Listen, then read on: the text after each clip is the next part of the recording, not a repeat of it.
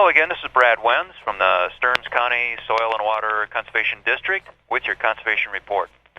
I think as everybody knows now, this was a pretty awful year when it comes to soil erosion and storms here in Stearns County, and actually went back and looked at some of the National Weather Service records for the rainfall here in this area, just to kind of see, when did we have these storms, when did they occur, and how severe was it? And I actually counted, and looking at the records for April, May, and June, I actually counted 5 separate storm events during that period where we had over 2 inches of rain, and it looked like in each of those events that 2 inches or more of precipitation occurred in less than 24 hours. And if we look back at the records, starting in April, the first significant storm that we had actually occurred on April 27th and 28th. And I looked at records at the St. Cloud Weather Service office, which is actually over in Sherburne County.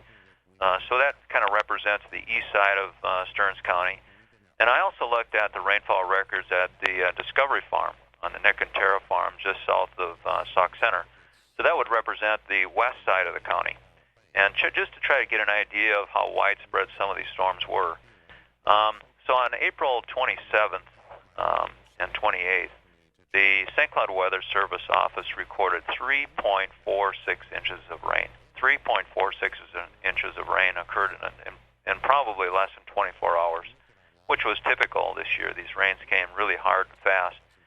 And then the Discovery Farm on Sauk Center on the 27th of April recorded 2.89 inches of rain in less than 24 hours. So that particular storm in April kind of set the stage for all the rest of them in the year. And again, it was widespread.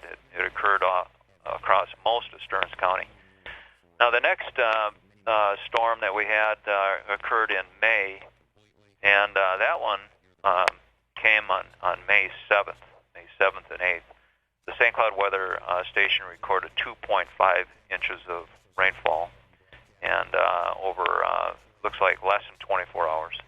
And the Discovery Farm had on the 7th of May recorded 0.6 of an inch of rain.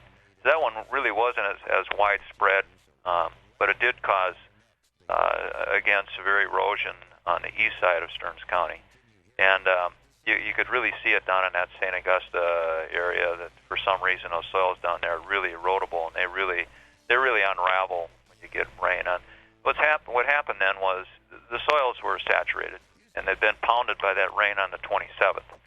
So they weren't in any condition. The structure was gone. They were compacted from that rainfall. So from then on, the rains that we had after that period, unless there was tillage done or if there was cover crops out there or residue, if the soil was bare, then the succeeding rainfalls are really quite a bit worse. You get way more runoff. The next rain that occurred was a really bad one for the St. Martin area. This one occurred on the 26th of May, and the St. Cloud Weather Office only recorded 0.8 of an inch on the 26th in the eastern side of the county. But in talking to farmers near St. Martin, some of those guys reported 5 inches or more of rain during that short burst of rainfall that they had there. And we went out on the 27th and looked at the area around St. Martin, and they really got pounded. I mean, there was erosion and gullies everywhere, roads that were watered, washed over the roads, and filled culverts, and it was a very bad storm near St. Martin. Now, the next one that occurred was on May 31st, and that one recorded 2.34 inches of rain near St. Cloud, and this was a particularly bad storm on the 31st of May and June 1st out on the western side of the county. The Discovery Farm rainfall recorded 7.4 inches of rain in that storm on the 31st of May. Again, 7.4 inches of rain on that storm on the 31st of May and June 1st over that period. And that really caused a lot of erosion problems out on the western side of Stearns County. I know on Nick's farm there, he had to reseed some of his new seeding alfalfa after that storm. And then the last one, again, there was 5 significant rains in Stearns County that had over 2 inches of rainfall. The next one was on June 14th, and that was 2.74 inches of rain at the St. Cloud Station and 2.2 inches of rain out at Discovery Farms by Sauk Center. So that one, again, was a very widespread rainfall. And again, you know, these rains, I think, caused more soil erosion than I've seen in the 37 years working here in Stearns County. It was very bad and really generated a lot of requests from the Saltwater Conservation District and NRCS staff to go out and look at fields and get survey information to help us design erosion control practices. Unfortunately, we couldn't get to all these farms before the recent snowfall and the cold weather that set in. We hope to resume our surveys next spring and get some designs done. We might be able to get out yet this year if we get some warm weather, but I wouldn't count on it. It looks like we're probably pretty much done out in the field for some of these surveys. We do welcome more requests for erosion assistance, but I think the point I want to make is really a lot of things that the farmers can do themselves to stop some of this erosion from happening. And the key really is just slowing down the water. You have to put the brakes on the water, help the soil soak in the water where it lands. And this is good not only for soil erosion, but to increase the productivity of our land. Typically, if you look at corn, we don't get enough rain in July and August to meet the moisture demands of a high-yielding corn crop. It depends on what we have in reserve from the soil to get us through these periods. So anything you can do to help the water soak in, help to capture and harvest some of this water that we get in April and May, it'll help us carry through the typically dry periods that we get in July and August and help improve the productivity of your land. One of the best practices we've seen to do this is residue management, leaving residue on the soil. You can call it mulch till, no-till, strip till, ridge till, whatever you call it.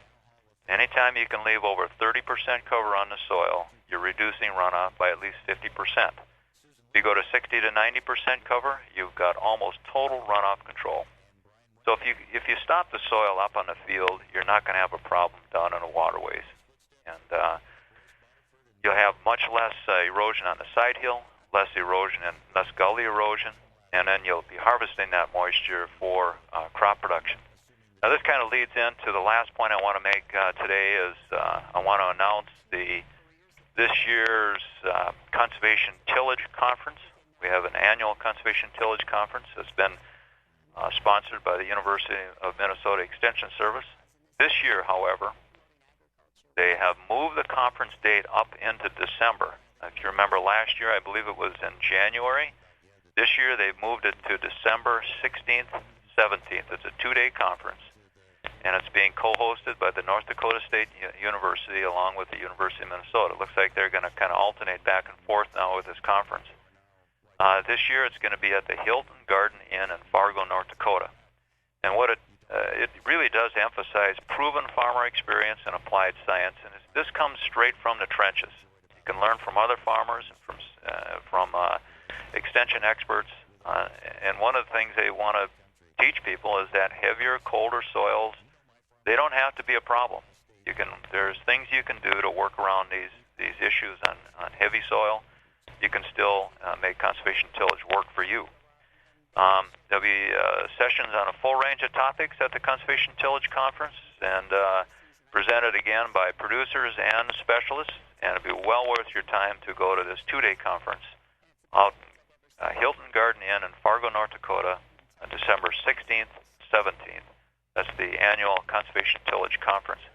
You can go onto our website at StearnsCountySWCD.net and look on a calendar, and you can get more information about this conference.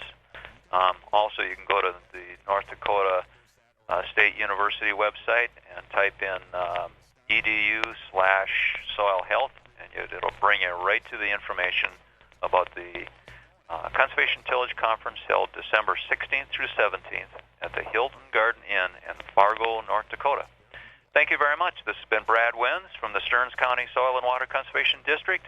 Have a good day.